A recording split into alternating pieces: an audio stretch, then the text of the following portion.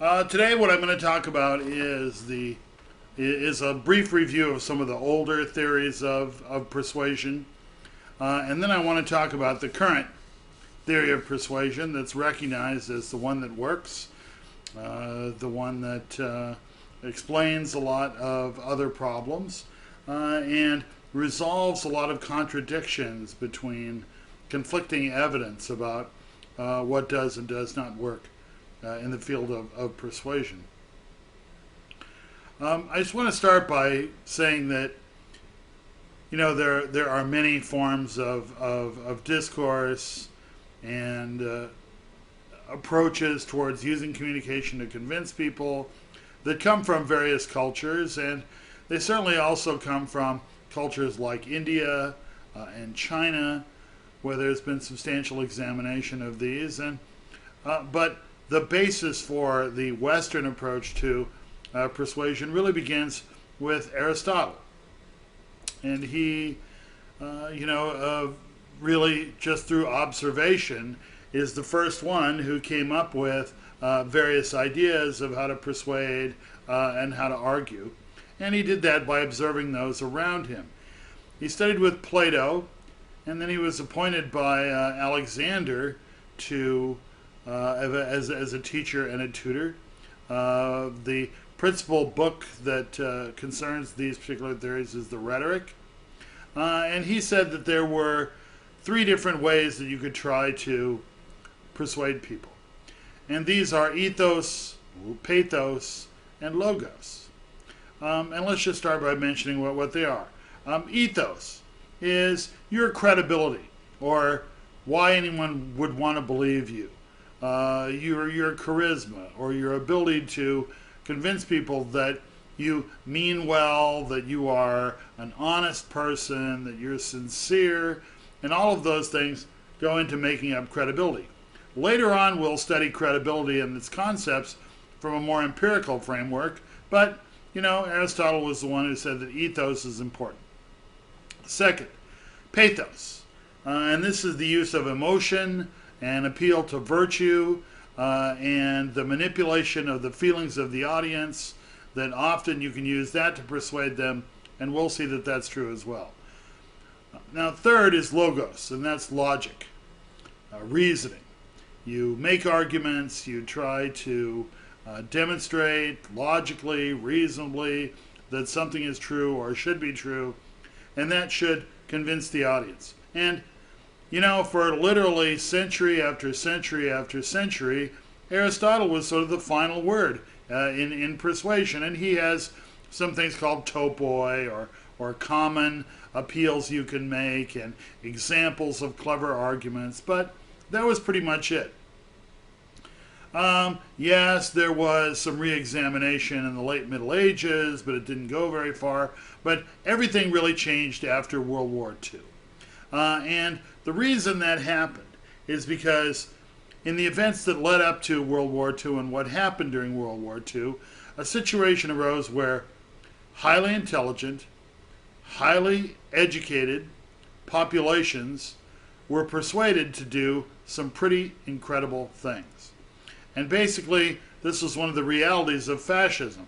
You have countries like Italy, Japan, and Germany where there had been, where people were reasonable. They weren't monsters. They, wanted the best for people. But through the process of persuasion and some pretty impressive persuaders and tactics, and basically, the whole concept of propaganda comes from this era, people were persuaded to support regimes and support actions and participate in incredible crimes against humanity. Whether it's the rape of Nanjing or the death camps at Auschwitz, there were educated people who were persuaded to do some incredibly inhuman things. And so all of a sudden, after World War II, especially in the United States, there was a very strong emphasis on we need to figure out how persuasion works, how we can manipulate, how we can protect, and how we can be aware of these things, because hopefully the evil persuasion that occurred during fascism will not come again. the result is that the Department of Defense, oddly enough, the Department of Defense started funding lots of studies. And, the studies started to produce different kinds of results and findings. And so a number of different theories developed. And all of the theories had some empirical foundation. Sometimes the theories would predict correctly that people would be persuaded, and sometimes they wouldn't. The attitude change theory talked about, the cognitive elements I've been talking about, and then tried to say, what the relationship was between them, what's the relationship of the content, the communicator, the kinds of evidence used, etc., etc. But this started to generate a lot of problems because they found a lot of contradictory evidence. Sometimes using more information in your persuasive appeal was successful. Sometimes it had no effect, and sometimes it was counterproductive. And so increasingly in their studies, they found that they had this contradictory information and findings. And so they tried to find out why this was happening.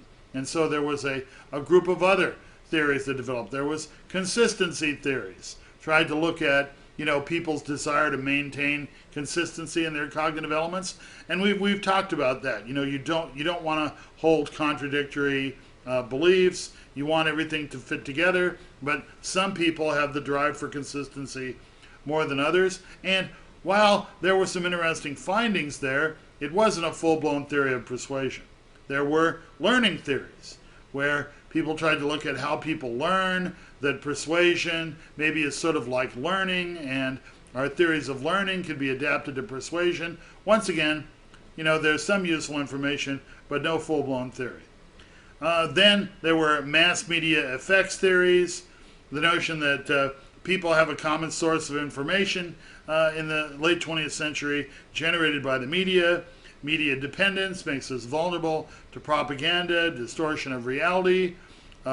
There was significant evidence that distraction of the audience could be very effective.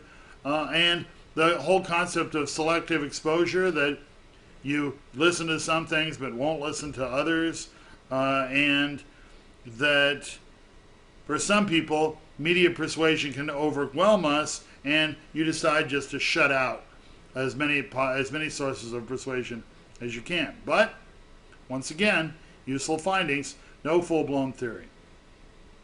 Finally, the constructivist theories began with the assumption that people behave differently, and we need to focus on the individual person in the audience to determine why they behave in a certain way, why some messages work and others don't. And a lot of this research was carried out through focus group interviews. You would take a representative group of people, you would show them some kind of persuasive message, and then afterwards they would fill out an instrument, I change my mind, I don't change my mind, whatever, and then have interviews with them about it. Once again, a lot of good knowledge, but no theory of persuasion. In the beginning of the 1980s, some couple of investigators decided to start to construct a completely new theory. And what they really wanted was one that was able to predict when people would be persuaded, one that would allow you to control whether people were persuaded, and a theory that allowed you to understand why these things happen. And they kept building up a body of information, and in 1986, their book was published, two guys named Petty and Cacioppo. And I believe your reading assignment for today is to read the chapter from their book where they outline their basic theory of persuasion. Now, one of the really good things that has happened is that this particular theory has been able to explain the contradictory findings that really disturbed people so much when they started studying persuasion right after World War II. Why is it that more evidence is more effective sometimes, has no effect at others, and in others is counterproductive to use? And they were able to take a lot of old evidence and old studies by re-examining the results in the light of their theory. Then they were able to explain why it happened. So finally we were able to understand this contradictory information, and that really helped people to accept it because it explained what were empirically valid studies and why they had such different results. This model of persuasion is called the Elaboration Likelihood Model of Persuasion, or the ELM. It's not a particularly good name. I don't particularly like it. I would have given it a name far more snazzy, and maybe I'll be asking a question, what's a better name for the ELM later on? But the ELM is based on a number of principles that build on themselves to create a structure within which you can try to do those three things we really wanted: to understand how persuasion works, to predict when persuasion will or will not work, and to control, right? That you can fit, if you analyze the audience correctly and the message and put it together, then you are able to persuade people. This theory has since been adopted by political campaigns, advertising campaigns, all kinds of instances of where people are trying to be persuaded. So what I'd like to do is to look at this particular theory and go through the 8 precepts of it. I don't know if I'm going to get through all 8 in this particular lecture. If not, we have next Tuesday. And then for the rest of the time next Tuesday, I want to talk about how do you apply this to given situations. And we'll do some thought experiments and maybe some exercises about designing persuasive attempts using the Elaboration Likelihood Model. So, here are the 8 precepts. Let's go through them one at a time. The first precept is people want to hold correct beliefs and attitudes. People want to hold correct beliefs and attitudes. Nobody wants to believe things that are wrong, I guess, unless you're psychotic. Nobody wants to, have a strongly held opinion that's absolutely ridiculous or totally false. Everyone is motivated by wanting to have beliefs and attitudes that they feel are correct. Now, of course, this doesn't mean that they actually are correct. It just means that they think they're correct.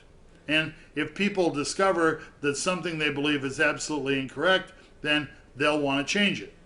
But it's not whether it's really correct, it's whether they think it is.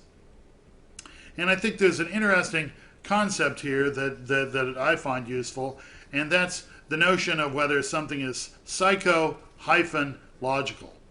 Now, you all know the word psychological, but I'm using this a little differently. I'm putting a hyphen between psycho-logical. Now, things could be logical, and the assumption there is that there's some framework and theory of logic that you can apply that's external to the person.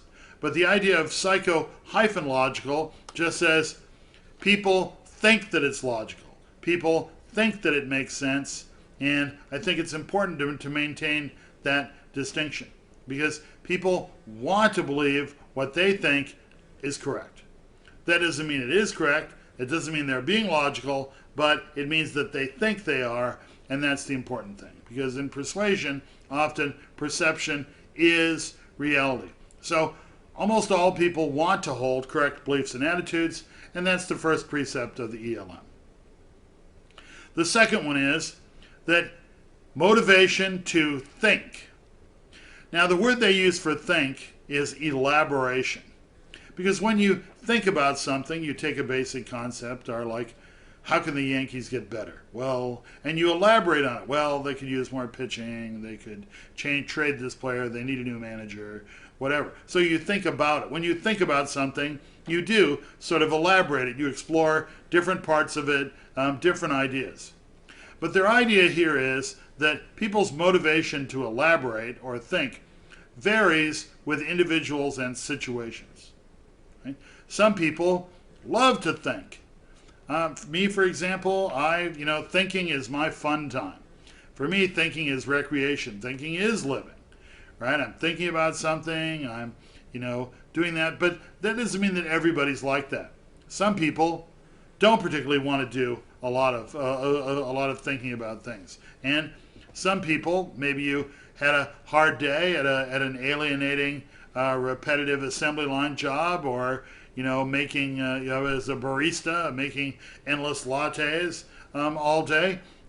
Maybe you just want to come home and sit down and have a beer and watch the football game.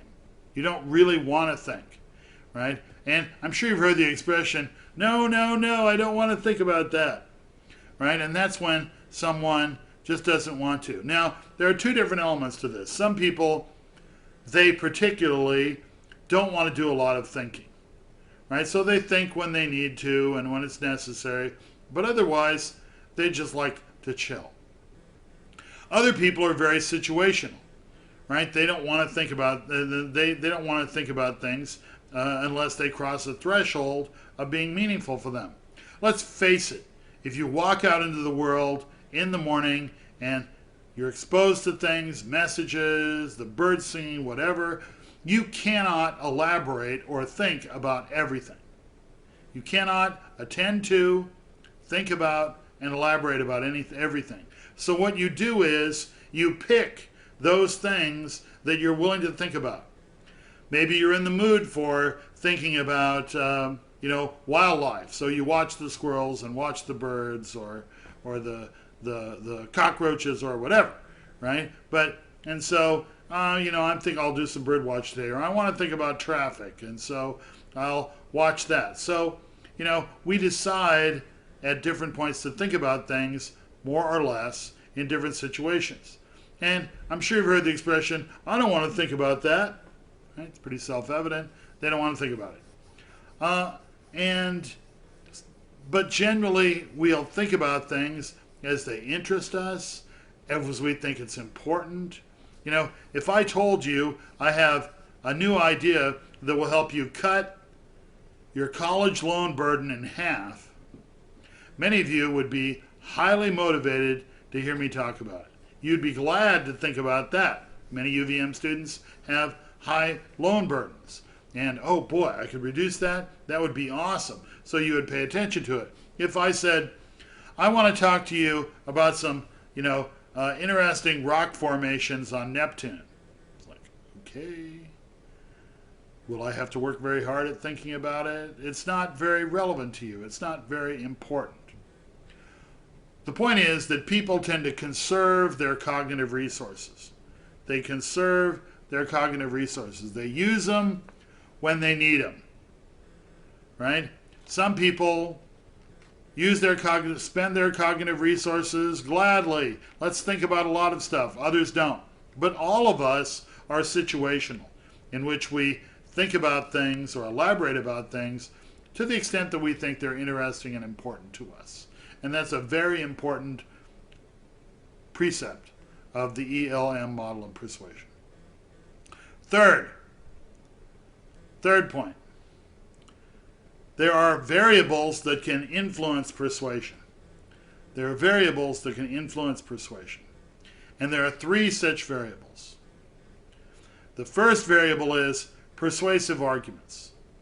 Reasons, evidence, logical connections. You can be influenced by that, right? You can be influenced by arguments, reasoning. I mean, we talked about the theory of reasoned action, and humans are quite often, trying to be reasonable. Of course, this is psycho-logical. People always think that, if they think that the arguments are reasonable, that's all you need. It's not whether they are or not.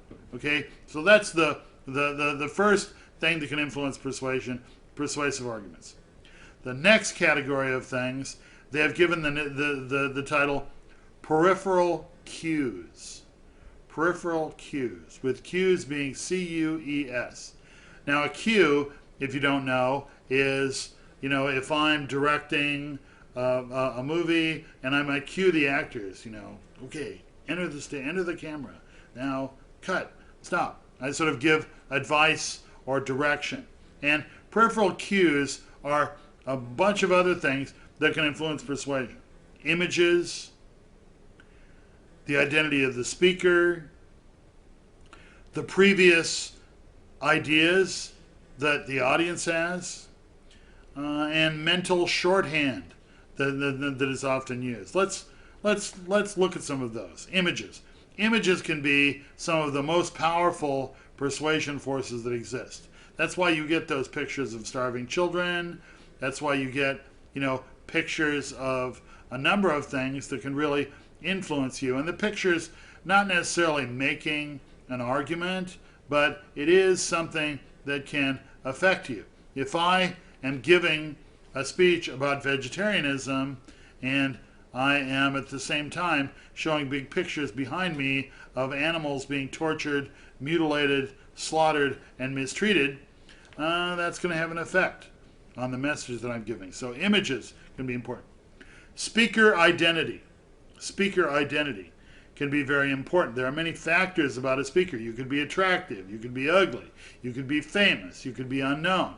You could have a track record of honesty and reliability. You could have a track record of being a swindling, nasty criminal, right? And so it makes a difference whether the persuasive message is presented by Paris Hilton or Albert Einstein, right? The message, the presenter of the message makes a difference. So this also is a peripheral cue. There are previous positions. What the receiver of the message, what the audience already believes. If I'm going to give a speech about women need the right to choose an abortion or not, that should be the woman's decision, then, the previous positions of the audience could be very important.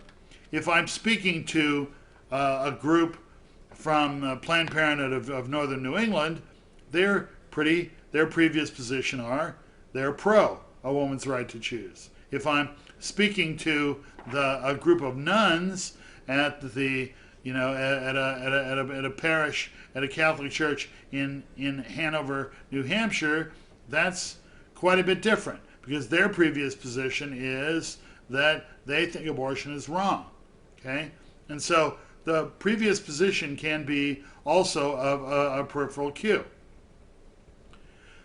Finally, we have mental shorthand. We have mental shorthand. And mental shorthand sort of works like this. Some things you're just accepting. You're not thinking about them. You don't think them through. You're just accepting them. And I'll just give you a couple of examples. Want $20? Sure. You don't think about, okay, do I need $20? What would I use it for? Would it be bad for me what I spent it on, etc. No, you would just take the money because we have decided that money is good. We want money. And so you have this mental shorthand. You don't think about it. You just say, I want, money. Fine. And the way I often describe these these sort of mental shorthand things is by, I don't want to give the cavemen a hard time, but, you grunt, which indicates, money good. Right? Instead of thinking through, well, what would I use it for? Would it be bad for me? Why would I have it? Etc., etc. You just think, money? Money good. Another example. And this is, you often see this in advertising. They use this kind of, want another beer, chief? Beer good.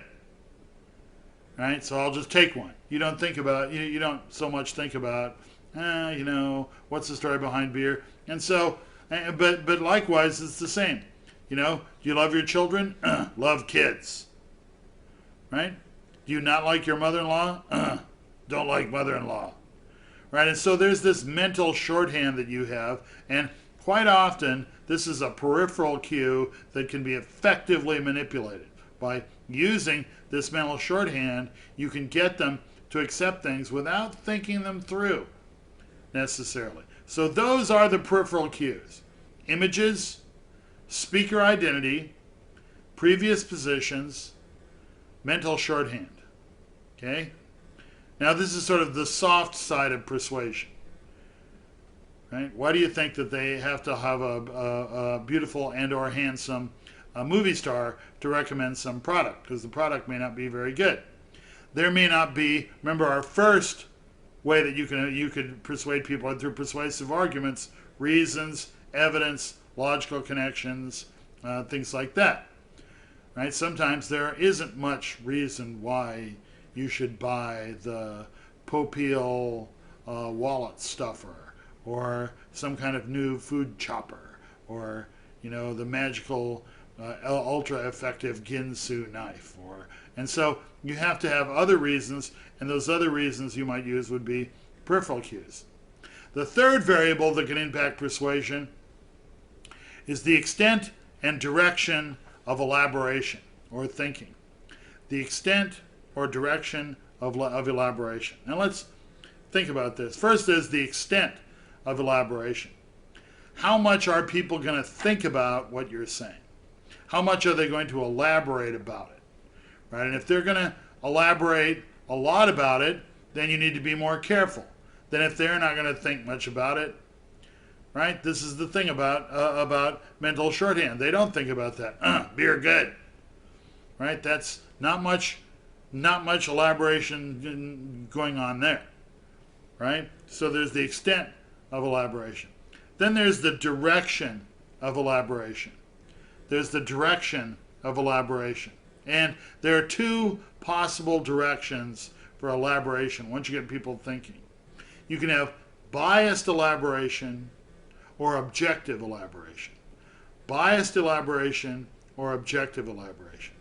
Let's start with biased elaboration. Now remember, elaboration is thinking about something, and you elaborate on it. You explore it more deeply when you think about it. In biased elaboration, you think about all the reasons why you think a certain way now. For example, if you're a Republican and I get you thinking about, the qualities of a president and what you want in a president, you're likely to name a number of things that are about Republican candidates. Right? You have biased elaboration. And generally, people have biased elaboration when there's not too much at stake, it's not too important to them. So they just think about, all right, what do I already accept as arguments that support the position I already have? That's biased elaboration. Objective elaboration is different. That's where you would come up with all the reasons for or against what you currently believe. Let's say you're a Republican. You say, okay, let's think about it. John McCain. Let's think about all the good things about John McCain. That would just be biased elaboration. But if you have objective elaboration, you would also look at bad things about John McCain. And then, so to make a decision, you would look at the good and the bad, and then sort of make a decision. Well, I'm a Republican, but do I really want to vote for John McCain? And so, that becomes an issue. So I think you can see with this, with biased elaboration, you can reinforce what people already believe, but to the extent that you need them to change their minds, you want to get them to objective elaboration. And objective elaboration is more difficult. I mean, let's think about it. Remember the second precept. People conserve their cognitive resources, right? They don't want to think about it unless they have to. Well, a biased elaboration is much easier to do than objective elaboration, because you just have to think about the things you've already decided why John McCain is cool. And you don't have to dredge up a bunch of others as well. But, if somebody said that, if John McCain, if your choice for the president is wrong and that person doesn't run the country very well, I'm going to shoot your house pets. Well, you'd be highly motivated, given how much you love Fluffy. You'd be highly motivated to make the right decision. Right? Now, also, it's shown that when the country is, in studies of voter behavior, when the country is facing a crisis or in trouble, voters really think about things deeply, much more deeply. They engaged in objective elaboration. But when times are going good, everything's fine, they don't, right? Because biased elaboration is much easier. You just think about what you already believe. So this is the third concept of this model, that there are variables that can impact persuasion. Let's just review them again. Persuasive arguments, which are reasons, evidence, logical connections. Peripheral cues, images, speaker identity, previous positions, mental shorthand. And finally, the extent and direction of elaboration, or thinking. How much do they think? And does it tend to be biased or objective? Okay? Let's move on now to the fourth point. And the fourth point, we begin to meet our roots of persuasion.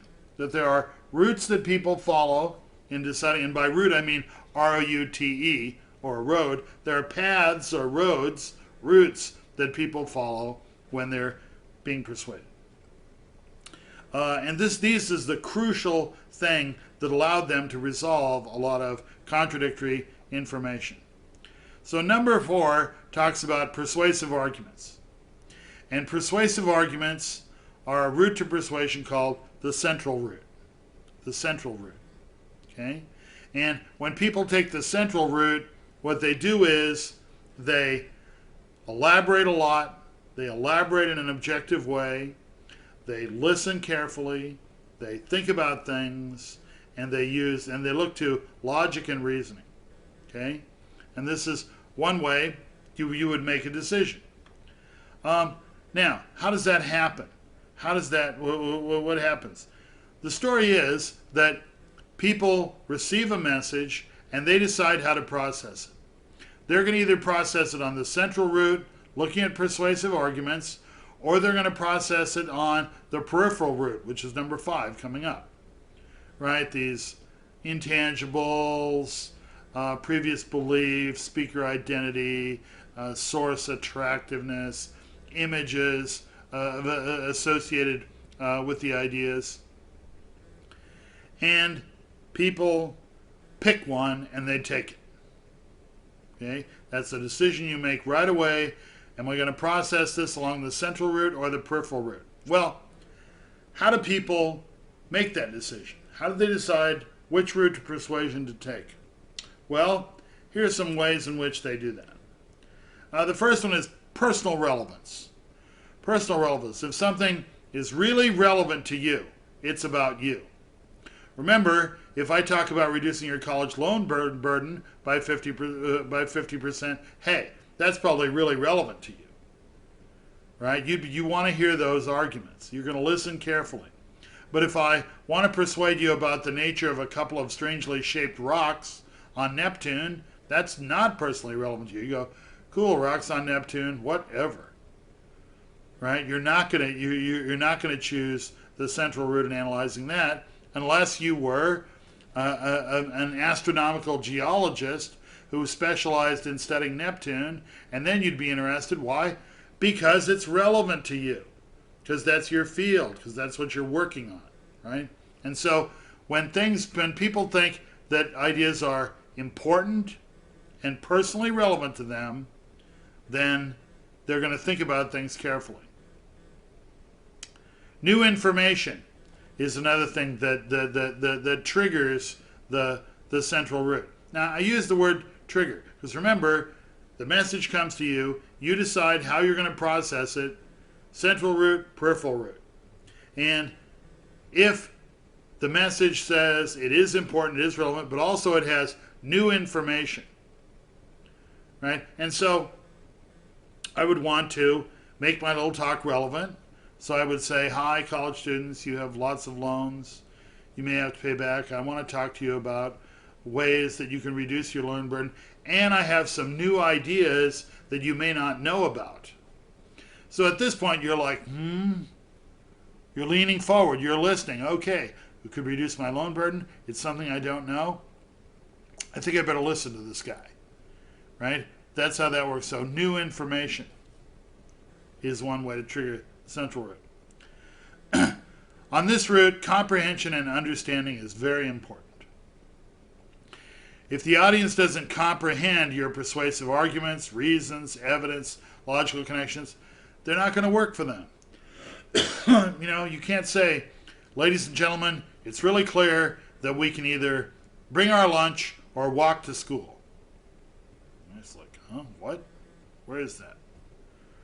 Right? Or you can say, now, the secret to reducing your loan burden is the interstitial fiduciary obligations, which can be reversed and further manipulated. You don't understand that. I hope you don't, because it didn't make any sense. So that if you're really on the central route and someone's not making a good argument, not using good evidence, not making sense, you would reject it. So comprehension and understanding, when you're on the central route, you need the audience to understand what you're saying and to internalize it. But that's not always true. We'll see on the peripheral route that's not necessarily true. Finally, what you get with persuasive arguments or the central route is usually objective elaboration. People will try to look at multiple sides of the issue, think about all the persuasive arguments on every side, and then make a decision. So you basically get objective elaboration. So that's number 4. Persuasive arguments, or the central route. Please remember, the message comes, you decide how to process it. You either pick the central route or the peripheral route. So a lot of these things have to happen very early in the communication, because that's when people are going to decide. Okay, number 4, persuasive arguments, the central route, personal relevance, new information. That's how you get them on it. Once you get them on that route, you have to make sure they comprehend and understand the points you're making. And then when they do, they're engaged in objective elaboration. Probably a good amount of elaboration, and it's done in an objective way. Let's go to premise number 5, the peripheral cues. Yes, there is another route to persuasion, the peripheral route. And this contains a lot of the things I've talked about. Source focus. Hi, I'm Paris Hilton. You want to be beautiful and skinny like me? What you need is, right? Or, if somebody, and this is why in a lot of instances, famous sports personalities go on to be coaches and trainers. Just like, who do you want to listen to talk to you about football strategy? Joe Montana? Yeah, one of the most successful, quarterbacks ever, who had exceptional strategic abilities. Sure, you would listen to him. You wouldn't necessarily listen to me, right? Because I'm, never led a football, never been on a football team. Don't know anything about football strategy. So the source focus can be a peripheral cue. Now, Joe Montana might say, you need to run this play because of this, that, and the other, and say something ridiculous. But you might go, okay, Joe, yep. Joe, he knows what he's saying, right? So I'm gonna go with this, even if it's not making much sense to you. Wonder why they use celebrities to sell products? Now you know, because when you see a celebrity, you go, okay, I'm gonna believe what Joe Montana says. I'm gonna believe what Oprah Winfrey says. I'm gonna believe what Paris Hilton says. And so source focus takes the nexus away from the persuasive arguments and onto something else. And so when Oprah tells you this is going to make your marriage happy, this is going to help you lose weight, etc. The fact that she has crappy arguments, she may get away with it because you're focused on the source. Next, intangibles or associations are peripheral route cues. For example, and many advertising techniques do this. You take two things and you associate them with each other. And one of my favorite examples is Newport cigarettes. Now, they're cigarettes. It's tobacco. It's rolled into a tube. You suck on it. It gets you, a buzz from the nicotine or whatever. But over the decades, what Newport has done is they have an advertising campaign that always associates with the beach, the sun, young people having fun, and they've got Newport cigarettes. Right? So you associate one thing with another. And after decades of the same campaign, there's, oh yeah, Newport, it's like happy, happy, beach, joy, joy, young people, whatever. Now, remember, does that make much sense? No, it doesn't. But remember, this is the peripheral route. People are not looking for the arguments and the evidence. They're just doing associations. And so you have, I mean, are people motivated by sex? Yes. So it's no wonder that so many products use sex to try to sell them. Right? They use that as an association, which is a peripheral cue. And these associations are fairly intangible. Nobody makes the argument, oh, if you smoke Newports, you will go to the beach and have fun on a sunny day with young people. No. No one's making that argument blatantly. Just like quite often they're not making the blatant argument, oh, if you use this hair shampoo, you'll get sex. It's not done that directly. It's done sort of in an intangible way. Oh, she uses it, then her hair is shiny, and then the guy she likes starts to smile at the office, starts to smile at her. It sounds like any one of 100 of different advertisements you've seen. Then there are images and symbols. Images and symbols are very powerful, whether it's the dollar sign, the cross of Jesus, the pale crescent of the Prophet Muhammad, if it's the Nazi swastika, if it's, who knows? There's a lot of symbols that have power. And, you know, if I give a speech about how we're going to reduce your college debt, and behind me is a giant Nazi swastika, you're like, boy, what's that all about? I don't know what that symbol is. Right? And the flag's a good example. Right? There's the thing in the election that they had all these little paper flags at the Democratic convention, and after they cleaned up, there was a lot of them left. They threw them away. Well, John McCain's supporters went and dug them out of the trash. They had flag rescue, right? And now they're making, we rescued flags. Okay, big deal. Flags are not alive. They weren't hurting. They're just a little piece of paper. There's no big deal. But they make it a symbolic argument, which becomes a peripheral cue by using images and symbols.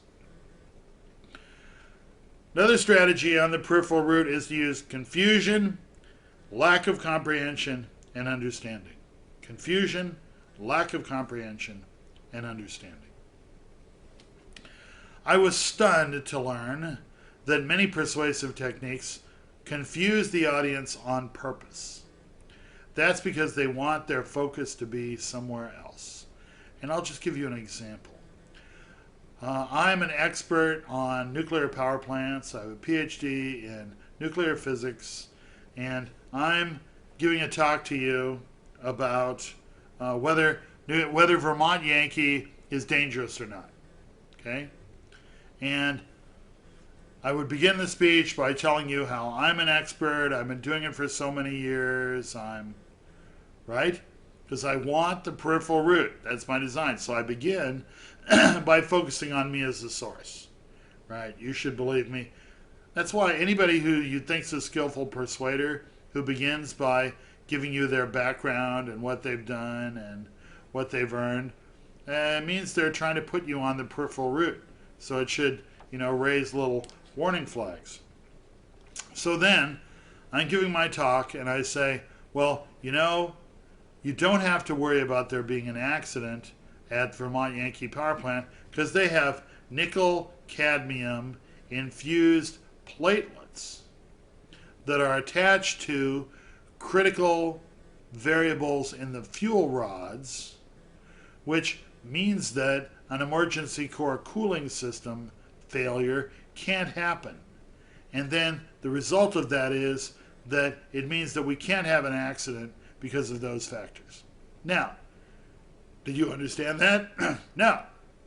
In fact, it might have been said in a confusing way, meaning to confuse yourself. So here's what happens. If you're on the peripheral route and you go, Wow, I didn't understand that. Okay, well, but he's an expert in nuclear physics, so he must know what he's talking about. So I'm going to accept it. Because you're on the peripheral route, right? Source focus works for you. Let's take another example. If I was giving you a talk about how you can reduce your loan burden, right? Very important to you. I have new information. And then at some point I confuse you. You're listening carefully. You're critically analyzing the arguments. And all of a sudden I'm confusing, not making any sense. You're going to go, whoa, okay. Whatever. I'm not going with this. Sorry, I ain't.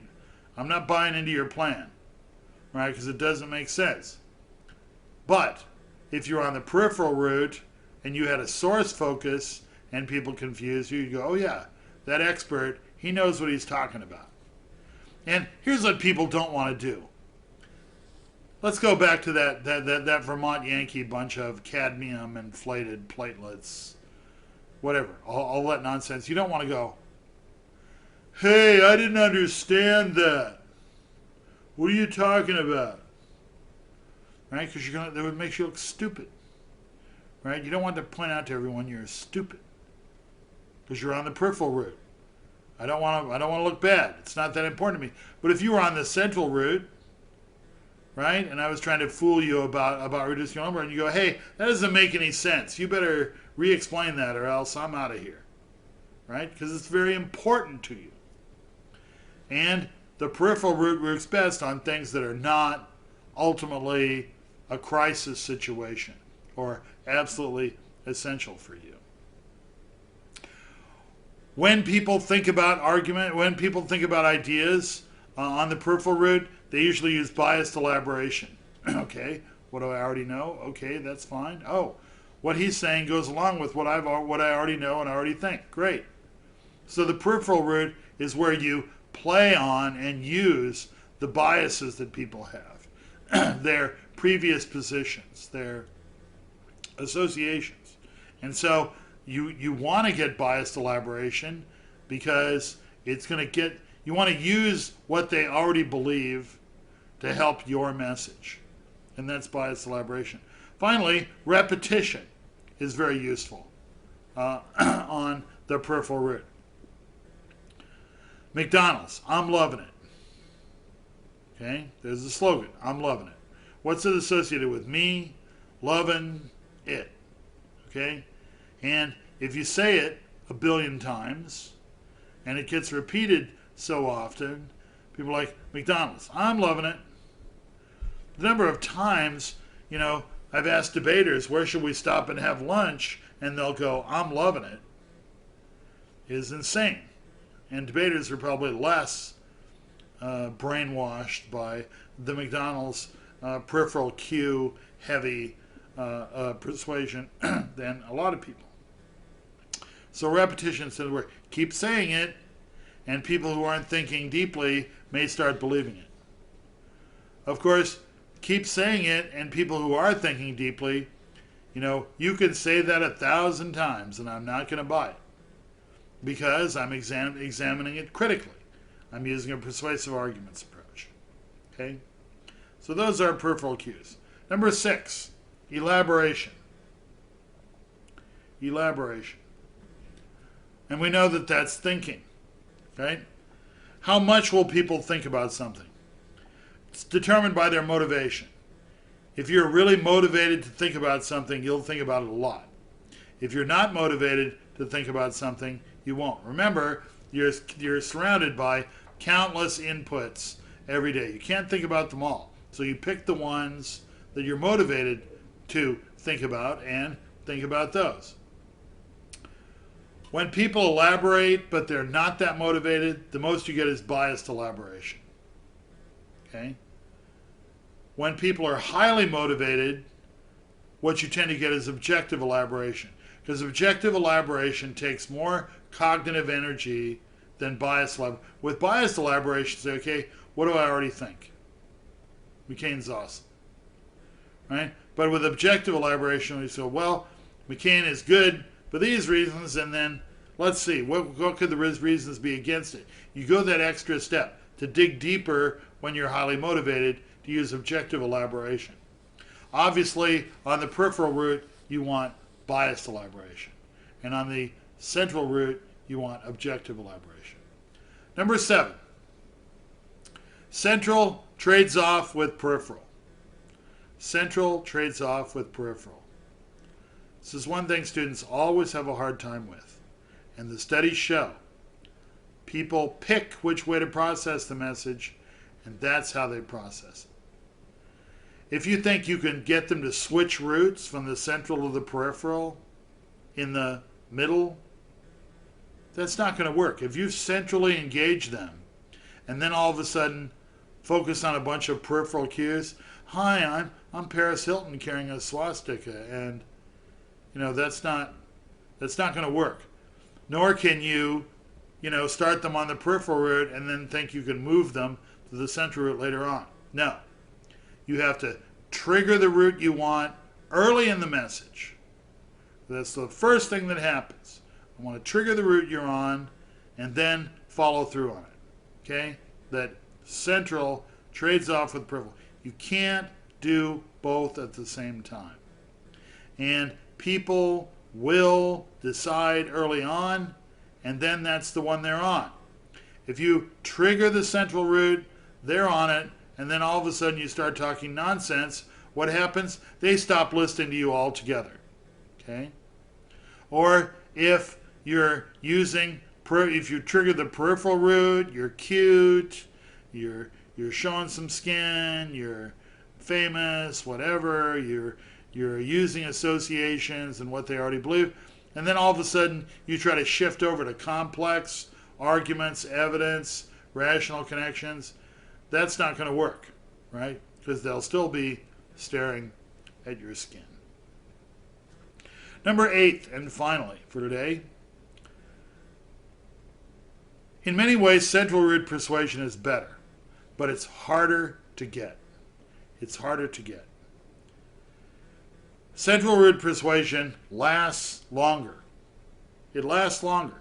If I convince you through central route that John McCain would be very bad for America, then that's likely to last longer than a peripheral route message that says, oh, Barack Obama, and I mean Obama to a great extent uses a lot of peripheral route messages, and I think sometimes he's trying to mix the two together. But change that you achieve through persuasion in the cognitive elements of others is longer lasting if it's through the central route than if it's through the peripheral route. Next, it tends to lead to more behavioral change. It tends to lead to more behavioral change. People are more likely to follow through on the cognitive elements that have been readjusted through behavior than they are if it's done through the peripheral route.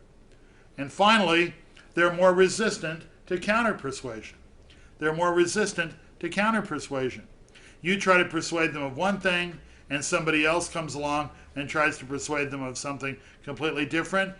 To the extent that you use the central route to do this, your subjects who have been persuaded will be able to resist, whereas they won't be able to resist nearly as well with peripheral route, right? I mean, on the peripheral route, Paris Hilton says, vote for John McCain, right? And then somebody else equally famous, although I don't know who would be more famous than Paris, then you get whatever. I don't follow stars. You get somebody else famous, and they're like, oh yeah, but this person thinks that Obama would be better. Oprah Winfrey, right? Thinks that Obama would be better. Okay, you're more likely to change your mind than if you use the central route. This is the theory you must know. You need to know it, you need to understand it, and we need to work at learning to apply it to given situations.